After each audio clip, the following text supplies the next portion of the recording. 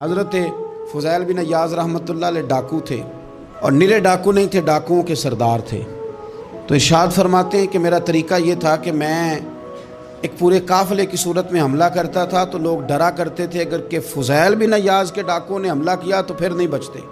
ایک دن گزر رہا تھا تو ایک قاری صاحب آیت پڑھ رہے تھے، لا تقنطوا من رحمت اللہ، اللہ کی رحمت سے کبھی نا امید نہ ہونا، ان اللہ یغفر الذنوب جمیعا، بے شک وہ سارے ہی گناہ معاف کر دے گا۔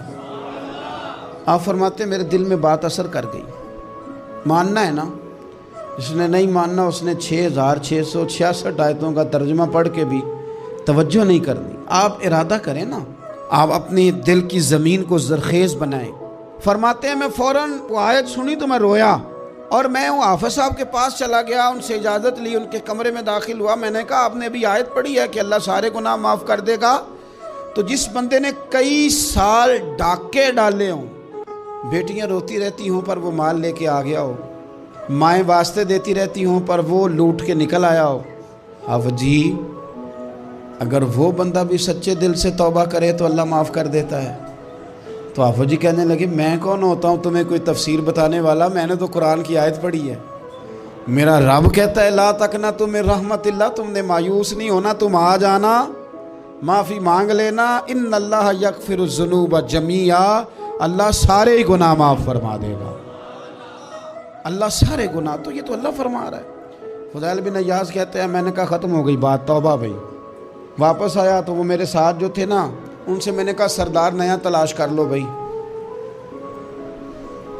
اب ارادے بدل گئے، پروگرام کچھ اور ہو گیا، اب تو لوگ ہمیں تانے دیں گے، اب تو لوگ باتیں کریں گے کہ اوتھے کی لین جانا ہے۔ فضیل بن عیاض کہنے لگے بس بھائی توبہ کرنی، اب تم کوئی اور سردار تلاش کر لو۔ اور اوپر سے نہیں کہا، توبہ کی تقریریں نہیں کی، دوسروں کو میسج نہیں بھیجے، اور لیکچر نہیں جھاڑے، رو کے کہا، درد سے کہا، دل سے کہا۔ تو وہ جو باقی کے تھے نا ان پر سردار کی بات کا اثر ہوا، کہنے لگے سردار ہم نے سردار نیا نہیں ڈھونڈنا، اگر چوریاں مل کے کی ہیں تو اب تو اس طرح تو نہ کر، توبہ بھی مل کے ہی کریں گے، اب اللہ بھی مل کے ہی کریں گے، اب بس تو اگر ادھر جائے گا تو ہم بھی تو جائیں گے نا۔ اللہ اکبر۔ فضیل بن عیاض کہتے ہیں ظاہر ہے مال لوٹا کرتے تھے، میں نے مسئلہ پوچھا علماء سے تو انہوں نے بتایا کہ یہ تو حقوق العباد کا مسئلہ ہے، جو لوٹا ہے وہ تو واپس کرنا ہی پڑے گا۔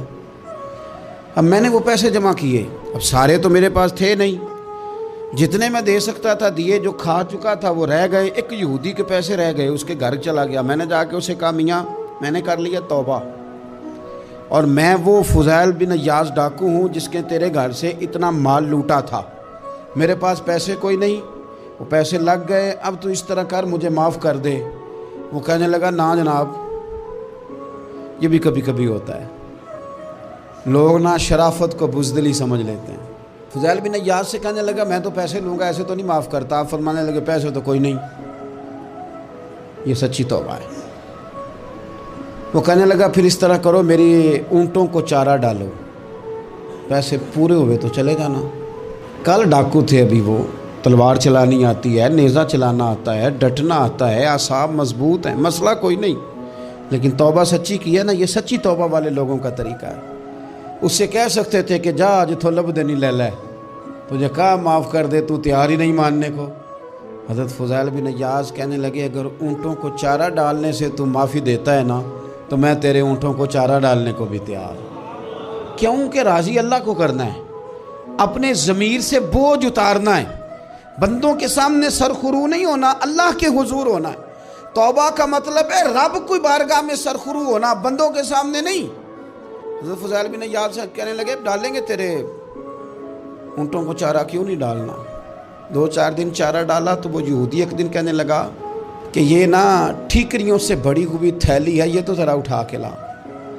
حضرت فضیل بن عیاض نے اٹھا کے اسے دی، جب اس نے کھولی تو اشرفیوں کی بھری ہوئی تھی۔ تو آپ فرمانے لگے تو کہہ رہا تھا ٹھیکریاں اٹھا کے لا۔ کہنے لگا میں تورات بڑی پڑھتا ہوں، عالم ہوں، میں نے تورات میں پڑھا تھا کہ مسلمان جب سچی توبہ کر لیں گے نا تو رب ٹھیکریوں کو بھی سونا بنا دیا کرے گا، پھر یہ مٹی کے ڈھیلے اشرفیاں بنا کریں گے، تو میں نا تیری توبہ چیک کر رہا تھا، یہ اس میں نے روڑے بڑے ہوئے تھے، لیکن تو اٹھا کے لایا، تو تیری توبہ بھی سچی ہے اور تمہارا دین بھی سچا ہے۔ اب اس طرح کر، معافی اس شرط پہ دوں گا کہ مجھے کلمہ پڑھا تاکہ میں بھی مسلمان ہو جاؤں۔